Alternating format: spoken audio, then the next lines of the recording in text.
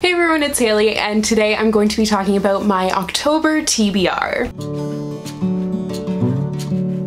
So I feel like October is always a really ambitious month for me, and it's because I save like my mystery or thriller-esque books for October. I have started early this year. I started reading some of them in September, but still I just happen to have a lot, so this is like a way overly ambitious TBR. I don't know how it's going to go. I do know that in this latter half of September I've been doing pretty well with my reading and finding the time to read, because my life is like a terrible balancing act of finding time to do things, but I've kind of been sorting things out a little bit more recently, so that's good. But I also have started my preparations for Bookmas, which is pretty wild, but I have to start early, and I'm starting the earliest I ever have this year because I don't want to fall behind and I want to like get ahead on things so then I can have time to read all of these books that I have here. So this TBR is made up pretty much entirely of my like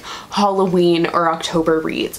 I don't like Halloween, I've said it a million times, but I do appreciate a vibe and I like reading books that kind of match the October Halloween vibe, but they're definitely not as scary as like what a lot of other people would read because I'm an absolute chicken. But I do have some really great books here that I have been saving for this time of year, and now that it's finally here, I can't wait to get to them. So let's just get into the TBR. First is a book that I should have already read, and maybe I'll get to it before the end of September, but I highly doubt it seeing as it's the 21st today. But that is Rebecca by Daphne du Maurier. This is a gothic novel that's actually being adapted into a movie with Lily James and I don't know who else, but I do want to read it before the movie comes out. Now, I have a group of friends that we are reading some classics together, and we were supposed to read this one in August, and then we ended up making it a 2-month book, so August and September, but I still haven't read it yet. So I just feel like I need to be in the right mindset for a book like this, for a classic. I have heard that this reads a little bit more like a modern day novel, but I still know that it's going to be a book that's going to take quite a bit out of me, so the second I feel like I'm ready for it and in the right mindset, that's when I'm going to pick it up, and I hope it will be soon. Speaking of, I'll just get to the other classic that I have on this list, and that is Dracula by Bram Stoker. I have been meaning to read this for the past like 3 or 4 years. I wanted to read this and Frankenstein, but I have read Frankenstein and I just haven't gotten to this one yet. I've heard the audiobook is good for this one, so I might go that route, but it's obviously like an iconic monster story kind of in the vein of Frankenstein. I feel like the two kind of remind me of each other because they're these iconic monsters, and I feel like now is the perfect time to read it because, you know, Halloween, and it definitely feels like it fits the Halloween vibe, obviously. Now in October, I'm probably going to read quite a few graphic novels.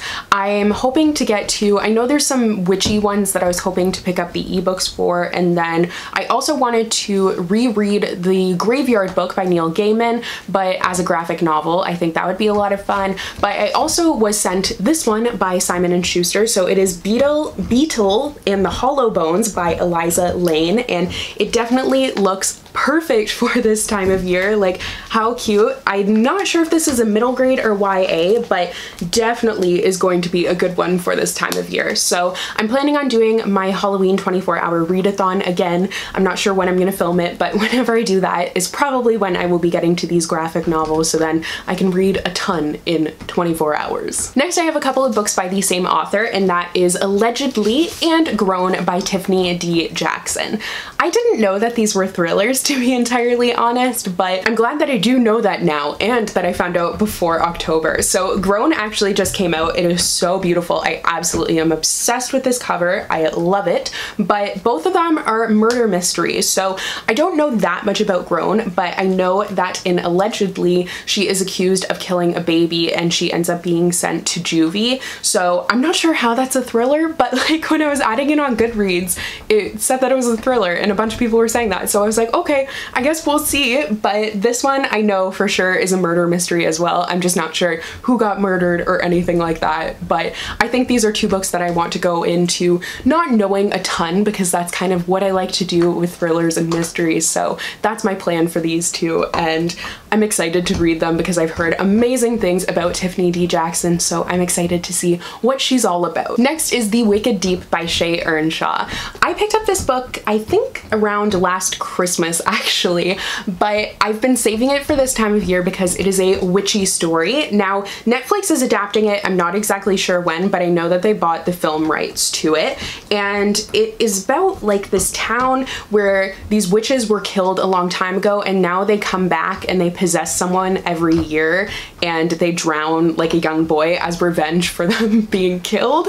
So I'm kind of getting like Salem witch trials vibes and stuff like that, and that's not really a time in history that I know a ton about, but I do find it really interesting. So I think that this book was definitely kind of inspired by that, and it seems like a good witchy read, maybe for my 24-hour Halloween readathon day. Next up is Jane Steele by Lyndsay Faye. This is very different, but I think this was actually recommended to me by Hannah, but it is Jane Eyre, but like, I mean, it says Jane Eyre gets a dose of Dexter. So it's Jane Eyre, but she's a serial killer. So that sounds really interesting. I've never read anything with a serial killer before. Those things terrify me. I know a lot of people are into like the true crime documentaries about that stuff, but honestly, I am such a chicken that I can't watch any of that stuff. So I don't know a lot about serial killers because I'm too terrified. However, I feel like mixing Jane Eyre with that seems like a really interesting combination. Next up is The Steep and Thorny Way by Kat Winters. I also have Odd and True and The Cure, I think it's The Cure for Dreaming,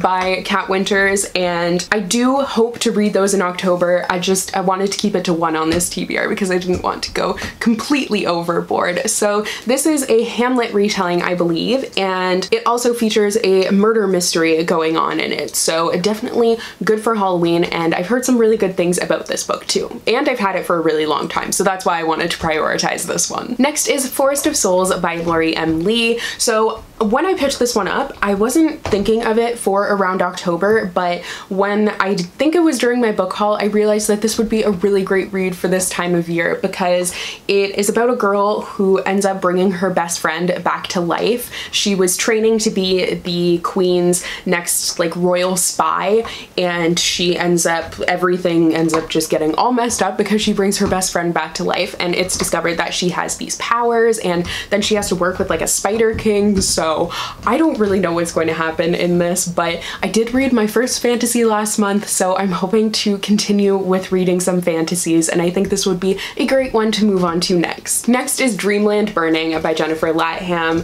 I've had this book for such a long time, and I feel like it's finally time for me to get to it. So it's a murder mystery, but way back in the past. So in modern day, the main character discovers a skeleton on their property, and it ends up being linked to this racist murder that happened years and years ago when Jim Crow laws were still in effect. So I think this is going to be very educational, and I've never really read a murder mystery like this where it's like modern day but the murder happened a long time ago, so I'm very interested in that. Next is The Bone Houses by Emily Lloyd-Jones. I got this one last year around October, but it was too late for me to actually read it in time for Halloween, so I've saved it all year long for this time of year, and I'm hoping that this is one of the ones that I'm going to be able to get to. So it deals with gravediggers, and there's a problem with the gravediggers because the corpses sometimes come back to life, and they are known as bone houses. I am super intrigued by that. I love that it's this family of gravediggers. Like, everything about that just seems perfect for a fall afternoon, and I for sure I'm gonna try to prioritize this one. Next is The Conference of Birds by Ransom Riggs. This is the latest installment in the Miss Peregrine series. I'm not sure if this is the last one. I keep on meaning to look it up, but I've never gotten the chance to. But I have enjoyed the other books in this series, and I think I've read them all around this time of year, or at least the last few that have come out. But they aren't exactly like Halloween themed, but they have like a bunch of like creepy old pictures. Why does this always happen to me? There we go. They have a bunch of creepy old pictures pictures that the story is built around, and for me that just makes it perfect for around Halloween because they really creep me out. Like, the pictures all terrify me. There's just something about old pictures, I don't know what it is, but I'm eager to see where the characters are going to end up. I'm going to have to refresh my memory on what happened in the last book because I don't really remember at all, but I am going to for sure try to get to this one. Next is The Beautiful by Renee Ahdieh. I, like I said, have been getting a little bit better with fantasy, so I'm gonna try and get to a few that I've had for a while now. This is set in New Orleans and it follows, like, it's paranormal, but it's one of those books where, like, there was something that everyone was saying about it that apparently is a spoiler, so, like, I'm not gonna say it, but that thing, if you know what I'm talking about, is basically the reason why I feel like it would be good for around this time of year. That makes zero sense if you don't know what I'm talking about, but I don't want to say it just in case it is a spoiler, but it was common knowledge for a while, and then people are like, no spoilers, so yeah, but that's basically why I want to read it. Next up is Ninth House by Leigh Bardugo. I really want to get to this one in October. I started it last year and I didn't get the chance to finish it. Leigh Bardugo is my favorite author. I love her, so I'm really eager to read this, even though it's very different than what she usually writes. It's about secret societies and Yale, and it deals with, like, ghosts too, so I didn't know that before, and then I was like, oh, it would be good for October, so now I've saved it. Like, this is my problem. I'm better with it, but there's a bunch of books that I just save for a certain time of year, but then that time of year passes and it's like, whatever. But I have been getting better, and that was a big thing with historical fiction, actually. I didn't read any for a very long time because I kept on saving them for winter, but now I really just save the mysteries and ghost stories. But I need to read this. There's no more excuses. It is finally time for me to do it, so I'm going to try and tackle the books that I want to prioritize in the first half of the month. Obviously, that's called prioritizing. What a dumb statement, but a lot of them are bigger, so that's why I'm going to try to get to them early on. Next is The Lady Rogue by Jenn Bennett. I'm actually currently reading a Jenn Bennett book, so I'm reading Serious Moonlight. She is mostly a contemporary author. I'm not sure if this is her only fantasy, but it's definitely the only one that I have seen, and I didn't even know it was by her until recently, and I was like, oh, she wrote a fantasy. But I've read quite a few of her contemporaries this past year,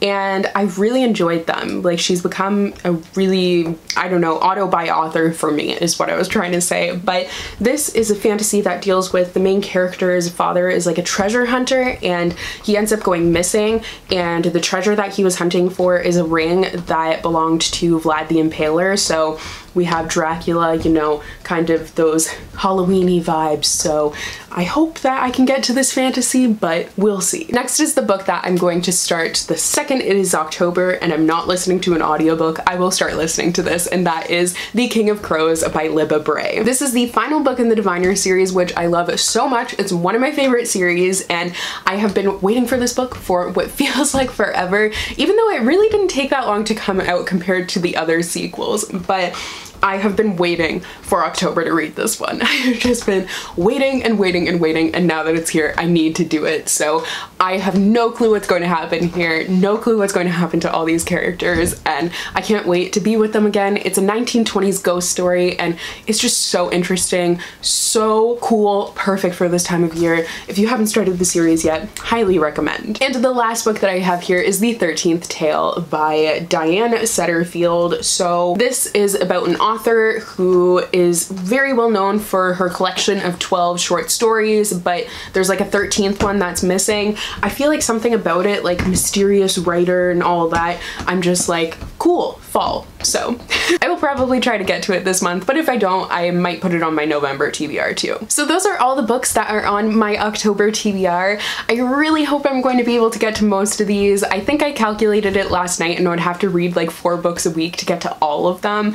I did read 3 books last week when I'm filming this, so if I can keep that up, I should be able to make good progress, like not get to all of them, but a fair amount of them. So fingers crossed, we shall see how things go. But please do let me know what is on your October TBR. If you have read any of these books, I would love to know your thoughts on them, and then I will know which ones to prioritize. But thank you guys so much for watching today's video, and I will see you in the next one. Bye!